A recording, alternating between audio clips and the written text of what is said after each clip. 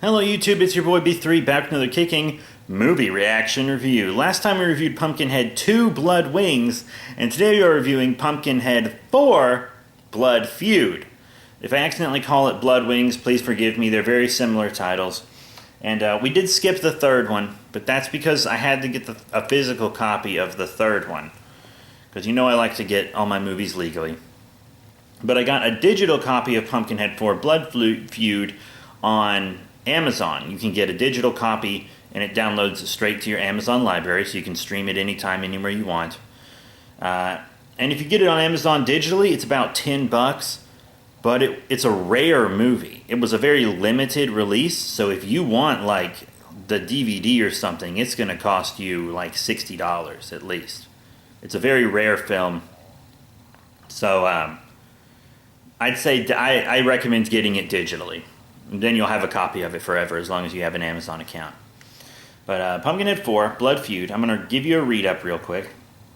Horror icon Lance Henriksen, Pumpkinhead, and, alien movies, etc., stars in the riveting sequel to the Pumpkinhead franchise of horror films. Deep in the backwoods, the Hatfields and McCoys have been feuding for decades, so it's kind of like a modern Hatfields-McCoy story, because it does take place after the original Pumpkinhead.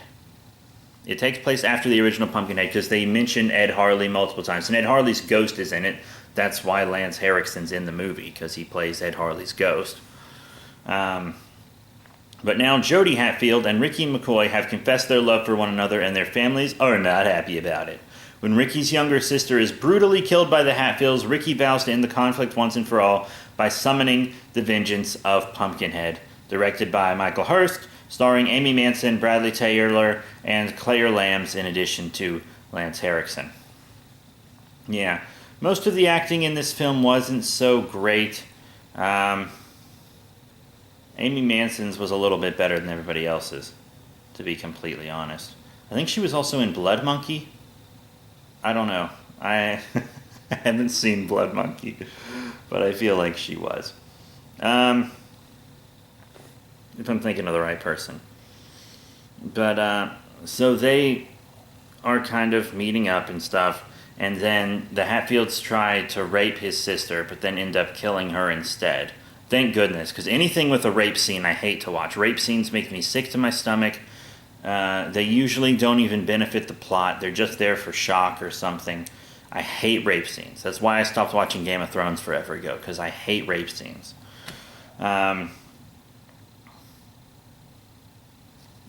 But she dies, and so Ricky calls upon Pumpkinhead, and because in the second film, Pumpkinhead doesn't arise the same way as he does in the first film, and I was like, that's pretty weird and stupid that they don't have to summon him the same way. He just comes about a different way for some weird reason. But this Pumpkinhead is summoned in almost exactly the same way as the original. It's even the same witch that does it. It's all pretty cool. So this one is much better than the second one, but still not near as good as the first one, because the first one's like one of my favorite movies now. And the second one is just a regular monster movie. There's nothing special about it. This one feels more like Pumpkinhead than Pumpkinhead 2 did. This one feels more like Pumpkinhead. The creature in this one is a bit more sadistic, which was a big complaint I had for the second one. He wasn't sadistic like he was in the first one. And the kills are more creative in this movie, because the first one has some of the most creative kills I've seen in a monster movie. And then the second one had no creative kills at all. And then this one is kind of half and half. Like, it's got some cool creative kills, like with the bear trap. There's a bear trap kill that's pretty cool, and some stuff. And then there are some non-so-creative kills where he just, like, slices someone's stomach open, and then their stuff falls out. And there's, like, one where a guy catches on fire, and that was pretty cool. It was kind of halfway. It was a semi-creative kill, because Pumpkinhead technically didn't kill that guy. But, I mean, I enjoyed this one a lot more than the second one. I enjoyed this one a lot more. This is one that's definitely worth rewatching to me. The second one doesn't have much rewatch value. Like, the second one is one that I'll watch if I've watched the other Pumpkinheads and I'm still itching for some more. And the fourth one is one I'll watch just because I want to watch a a good monster movie. Because Pumpkinhead 4 Blood Feud I actually do think is good. It has a 4 out of 5 star rating on Amazon. And I agree with that. I'll give it 4 stars for 2007. 2007 movie, 4 stars. I think that's fair. The practical effects are all really good. They stuck to practical effects for Pumpkinhead, which I'm very glad they did, because, it was 2007. They didn't have to stick to practical effects, but they did. The suit, I think, is better than Pumpkinhead 2, but not as good as the original Pumpkinhead. The legs don't seem right on it. That's what gets me on this Pumpkinhead suit. The legs don't seem right. They're too obviously stilts. In the first one, they weren't obviously stilts, but in this one, they're so obviously stilts that they're like straight up in some scenes, and it's like, that's not right. That's not right. But it looks better than the second one. I think it moves better than the second one, because at the end of the movie, the second one just didn't look very good. It looked good for most of the film, and then by the end of the movie, it didn't. I don't know if that's because they swapped it out because they were going to destroy that suit or what, but I don't know. This was a pretty cool movie. If you're a monster movie fan, you're definitely going to like Pumpkinhead 4. Lots of the acting is bad, but there are some good actors in it. Lance Henriksen always does a good job in anything.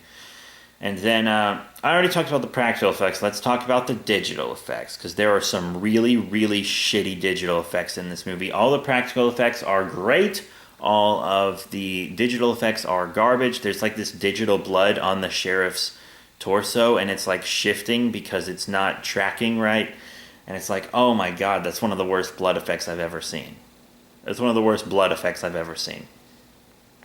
And at the beginning of the movie, we see Pumpkinhead jump out of a tree, and that was a digital effect, a digital Pumpkinhead. And you can't blame him for having a digital Pumpkinhead jump out of the tree. It should be a lot easier and smoother than having a practical Pumpkinhead jump out of a tree. But it was just bad effect. It was just a bad effect. And then at the beginning of the movie, we also had a digital Pumpkinhead bust through a window. And it was like, you could have done that with a practical Pumpkinhead easy. You didn't need a digital Pumpkinhead for that effect. When he was jumping out of the trees, that was fine to be digital. But busting through a window, that should have been practical. And the scene at the beginning of the movie where he does bust through the window seems like it's not related to the rest of the movie, but then it turns out it is. And it's actually very important to the plot. So this was a pretty cool movie. If you like monster movies, Pumpkinhead 4 Blood Feud is really good. Just make sure you watch the original Pumpkinhead first. You can skip 2. I haven't seen 3 yet, so I guess you don't need to see 3, because I understood it completely without seeing Pumpkinhead 3. Pumpkinhead 2 wasn't necessary, but you have to watch the first Pumpkinhead to watch this one. You have to. It is a must. So that's it. Thank you all very much for your support. Next time, we'll either be reviewing Pumpkinhead 3, which it doesn't have 3 in the title.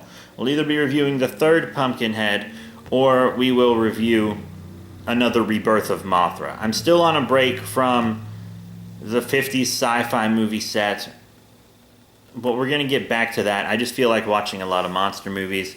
And I think the next movie in that 50s movie set does have a monster in it, like a crayfish monster or something in Teenagers from Outer Space. Like a lobster monster or something like that, some kind of crustacean. But there's just some other stuff I want to watch. So that's it. Thank you all once again for your support, and I'll see y'all later.